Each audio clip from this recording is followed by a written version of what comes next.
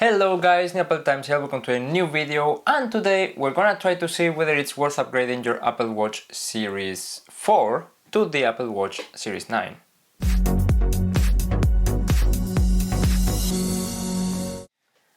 Okay, so to do that what we're going to do is list every single new feature that has been added to every single Apple Watch from the Apple Watch Series 4 up to the latest Apple Watch Series 9, which was just unveiled like a few minutes ago. And yeah, so we're gonna start with the Apple Watch Series 4. The Series 5 was a way smaller update which only added like 3 things, which actually only 2 were actually useful, and in most situations only 1, and sometimes not even that one. But anyway, it added an always on display, which was okay, but as you can see I have it deactivated on mine, so I don't really see the point in that. It also added a compass, which is actually useful when if you use the map a lot on your watch or if you are on a route or anything.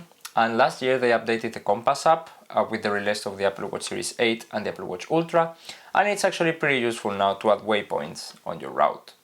And last and least, it for the first time had 32 GB of internal storage, which is okay if you want to store songs or pretty much songs and other apps in your Apple Watch. And the next year, as it was expected, we got the Apple Watch Series 6, and this one was an even smaller update. The only 2 new features on the Apple Watch Series 6 were the blood oxygen sensor, which is okay for taking readings, and that's it, and a brand new chip that was 50% faster. Then in 2021 we got the Apple Watch Series 7. The Apple Watch Series 7 featured yet another redesign, which is actually the one you'll find in the Apple Watch Series 9 if you were to buy it. It had a brighter always on display, which if you saw that I don't have it enabled, you can see how much I care about that one. It featured better water and dust resistance, which is actually good. And actually for me the best feature and the one I love the most about the new Apple Watch is fast charging. This, however, is only possible with the charger that is included with your Apple Watch, so if you have any accessories like the magnetic charging stand or the MagSafe Duo, they will not work with that, which is actually horrible. But yeah, then last year in 2022 we got the Apple Watch Series 8. The Apple Watch Series 8, as its kind of tradition, had 3 new things. For once, it had roaming on the cellular models. It had a G-force accelerometer which enabled crash detection, the same that was present on the iPhone 14 and 14 Pro. And it had the brand new temperature sensor that enables read temperature measurements that are good for more accurate sleep tracking and cycle prediction for people that have their cycles. And finally we come to the Apple Watch Series 9, which was just unveiled now. Now the thing is, the Apple Watch Series 9 really only has 3 new features, but one of them enables for many features. And that feature is of course a brand new chip.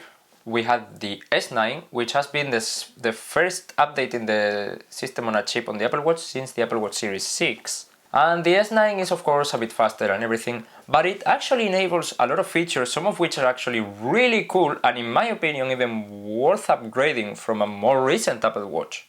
Which I actually made these kind of videos a few years, and it's something I don't say often if you have been following those.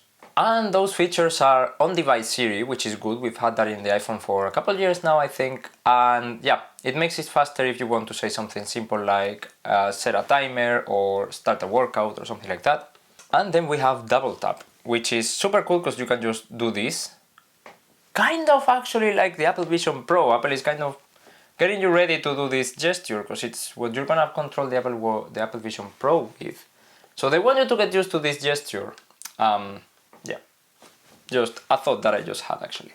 But anyway, this gesture enables really cool things like doing things like this, so like snoozing an alarm, starting a timer, answering or ending a phone call, stuff like that. If you have one of your hands with something, you can just do this and actually control your Apple Watch, which is actually pretty cool. I really like that feature. Then speaking of chips, it has a brand new U2 chip, which is not like the band. But it's actually the new ultra wideband chip which what it does, it kind of localizes the device in space so it can contact other devices in space. So from the iPhone 11 onwards, they've had the U1 chip. The HomePods have the U1 chip, and the Apple Watches have had that for some time now as well. But yeah, this basically allows for a lot of integration and better integration with all the Apple devices. For example, and this is actually pretty cool, you know this feature that can make your iPhone sound if you don't find it? Well, that has been improved, and now it kind of acts like an AirTag finder, so you can go around the room finding the iPhone and it will tell you exactly where it is. So that's super cool actually. And another thing enabled by that chip is HomePod integration. So now when you're near a HomePod, you will see it pop up first in your watchOS 10 Smart Stack. And yeah, you'll just be able to play music in your HomePod or control the playback in your HomePod from your Apple Watch without having to do anything, just by getting close to it, which is pretty cool. Other than those features, we get a brighter display, which is actually the same one present in the last generation Apple Watch Ultra, which we also had a new one, but the older one had 2000 nits. And for the first time, and I know this is something most of you won't care about, but I really do, so I want to stress this out. For the first time, the Apple Watch Series 9 is carbon neutral.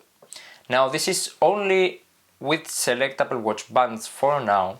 By 2030, Apple wants to have all of their products carbon neutral, so the rest of the bands will be added in the future. But for this Apple Watch Series 9, you can for the first time get a carbon neutral Apple Watch, which is pretty cool.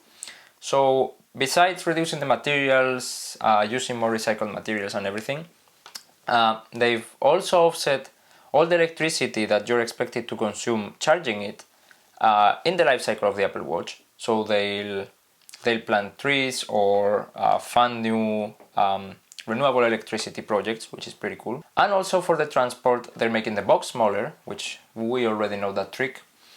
And they're trying to ship more of it by sea, which takes way longer, but also produces way less carbon dioxide than other transports like airplane. So yeah, this might be a small or even useless feature for you, but it's pretty important, I think, for me and for the environment, so I wanted to mention it on this video. Okay, so as you can see, these were all the features that have been added from the Apple Watch Series 5 onwards.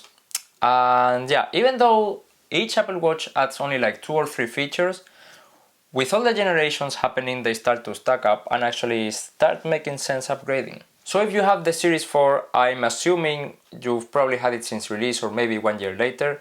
And I'm also assuming that maybe your battery isn't at its best. You're probably struggling to get through the day, and yeah, it's more of a pain to keep it always charging. So I would say definitely yes. The Apple Watch Series 9 is worth an upgrade from the Apple Watch Series 4. You have a lot of things. Actually, only the Series 9 has added so many things. I didn't really expect it because the rumor said that it would be a very minor upgrade. But I think it's actually pretty substantial, mostly because of the new chip that enables for all the double tap and the faster performance and everything. So yeah, and if you add to that all the things that came in the Apple Watch Series 8, 7, 6 and 5, then I think it's a pretty substantial upgrade for you to consider. But yeah, this has been everything I wanted to tell you about today. If you have any questions about any of the Apple Watch upgrades or Apple Watch models, please tell me down below in the comments and I will do my best to answer. Also, if you found this video helpful, please thumbs up. It really helps out the channel and getting this video to more people that might need it.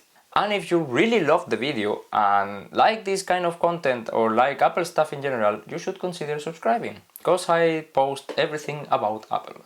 But yeah, thank you very much for watching and see you in the next one. Bye.